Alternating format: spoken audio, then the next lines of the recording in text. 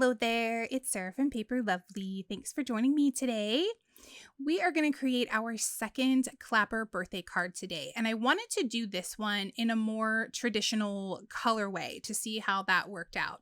So I decided, since we're going to go with the general black and white, we'll do a 50th Blockbuster birthday for this one.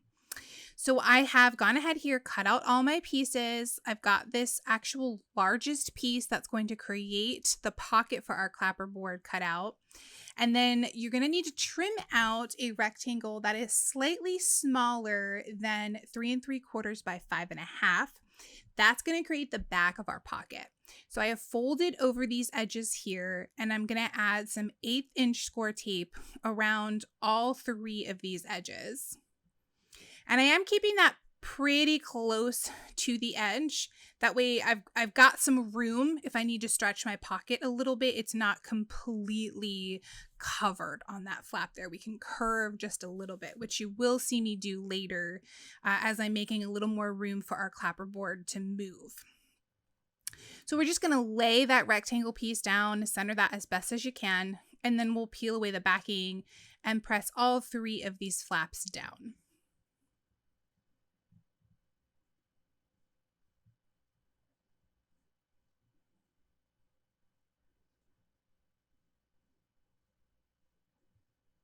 And there we have our pocket. Gonna make sure all that's down nice and tight and our corners are nice and sharp.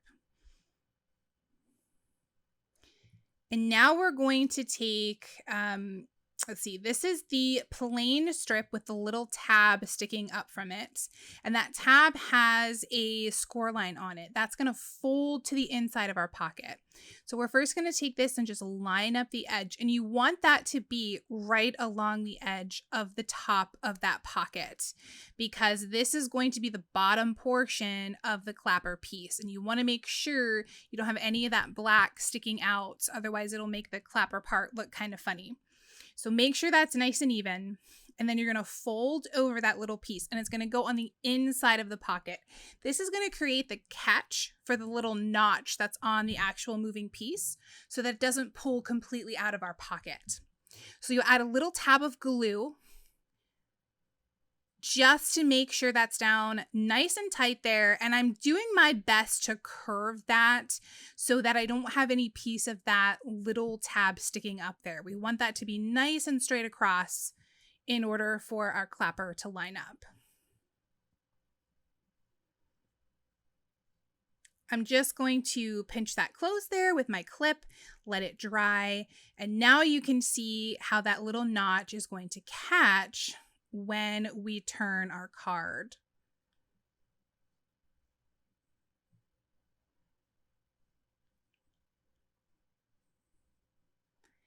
So as I was mentioning before, the reason I don't put glue all over the entirety of that flap is this way we can kind of curve our pocket a little bit to make sure that that board's going to fit in there nice and straight. And this is the easiest way I have found to just give that a little bit of leeway, sort of curve the corner of that pocket. I stick my bone folder in there. You could put your pokey tool in there, anything to just kind of smooth it out and just sort of stretch that so everything fits nice and neat.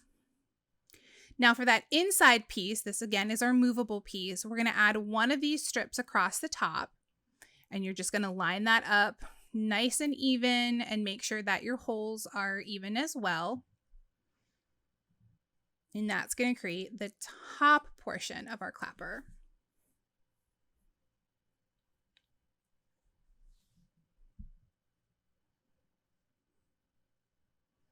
So now we've got all our little chevron pieces. The only piece you really need to worry about for these is the very first one. And the reason why is because it is squared off at the end for the first 2.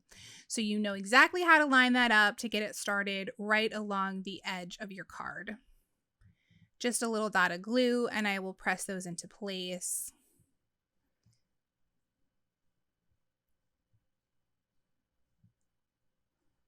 And there you can see they meet up nice and flush because we made sure that we kept all those edges even.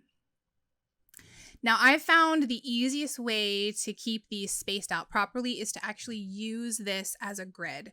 So I'm just going to pop out the two that I need to use. I do have some mint tape behind there holding those in place. That's the blue that you see peeking behind there.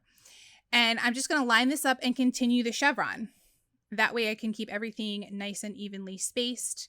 It makes it very, very easy process.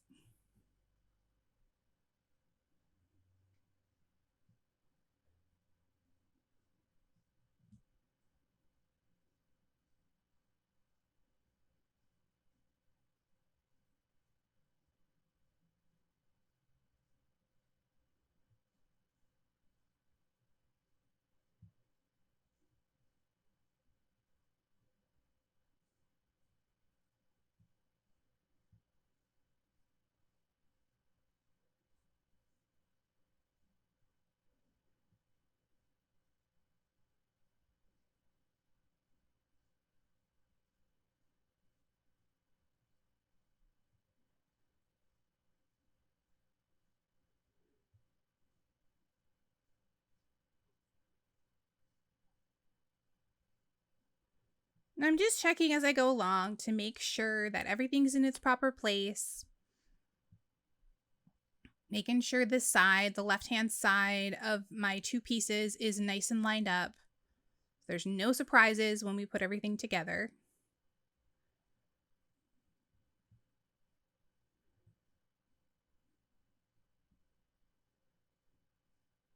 And now this little wedge piece is what's going to actually give us the movement for this board. So you're going to add some glue just along the bottom portion. That is only going to connect the glue between the bottom half of our clapper strip and then the top half. You're going to make sure you have the hole lined up properly. You'll take one of your little mini brads and place that through.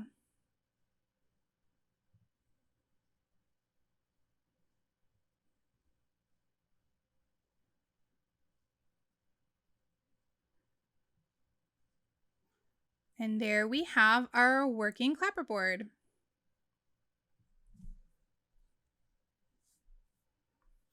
Now this part's totally optional. I don't like the look of that brad sticking out, so I cut another one of the plain strips that just has the hole. It doesn't have the little notch at the top of it. And I'm going to glue that on the back to cover up the back of my brad. You don't have to do this. I just think it gives it a neater appearance. All right, so the base of our card is done. We're going to grab our stamp set. And of course, we need to get that production and take on there. So I'm going to use some Versamark ink. And I'm going to make sure I ink that up really, really well. I tried my best to get these in one pass if I could. I didn't always accomplish that, but it's hard to see on this dark paper. And especially because it was so much work to create this, I want to try and not have to double stamp this. Now, of course, here I have to. So I'm making sure that that is properly back in place. It does want to move a little bit because it's such a thick piece that you're working on. So just make sure if you're using a MISTI, you're keeping your corners, you're double checking that if you have to do an extra press of your stamp here. And then I'm going to go ahead and I will heat set this with some Simon Says Stamp Fine Detail White powder.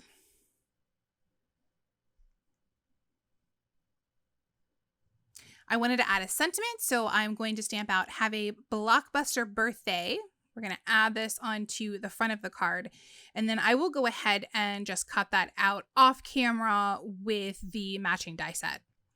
On the inside, we're going to stamp out "To Another Amazing Year" using my Intense Black ink for both of these.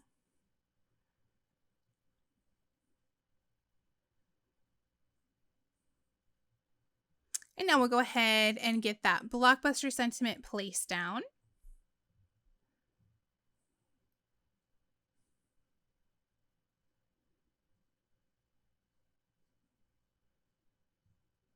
And I wanted to give a little bit of glitter to our 50. So I've cut this out in both gray and the diamond glitter cardstock.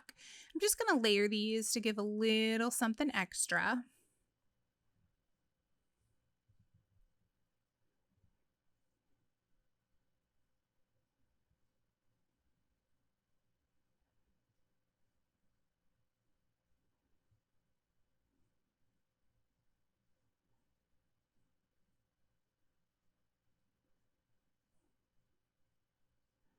So there we've got our little bit of a glittery shadow behind there.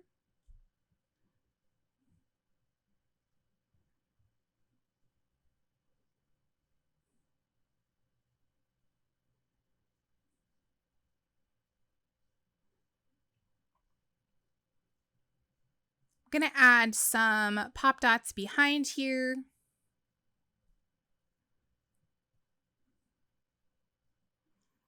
And I'm just filling that in as best as I can. These die sets do have kind of some smaller sections to them, so I'm just making sure I hit the larger areas as best as I can.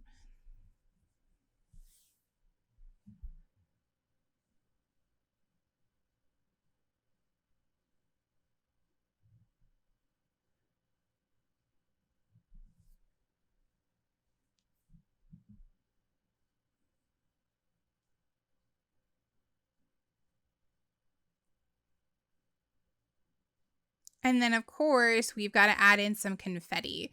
So I've done a rainbow of confetti here to give this a little bit more pop. Let's see, the colors I used from Stamp Market are cranberry, melon, sunshine, leafy, and island. And then, of course, that diamond glitter is from Stamp Market as well. My base of my card is from Concord and Ninth black cardstock, and then the gray is from Spellbinders, and that is in the Anchor color. So I'm just going to lay these out. I want to try and get a good match, a good sprinkling of each of these colors. I really love those squiggles and I wanted to place them everywhere, but I decided 3 was going to have to be enough and I would have to pull in my yellow and my orange with just some extra little splashes.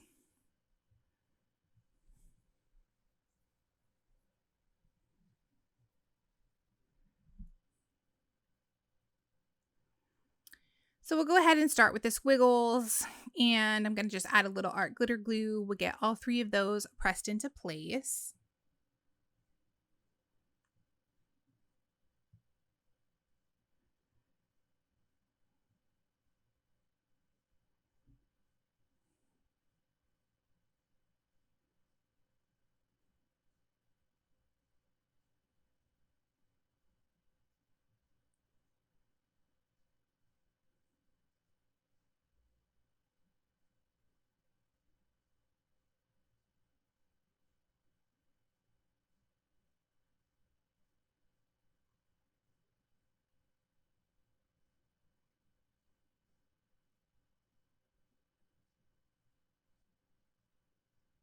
Go ahead and get our 50 down here.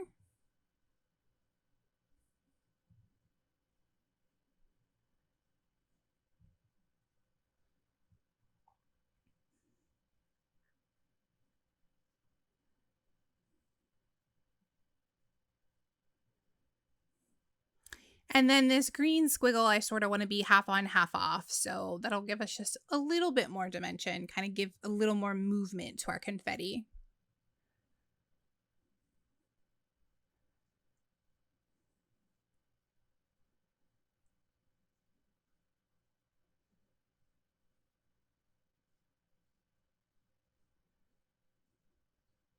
And then we'll just add some dots of glue and arrange the other colors, giving lots of extra splash to this.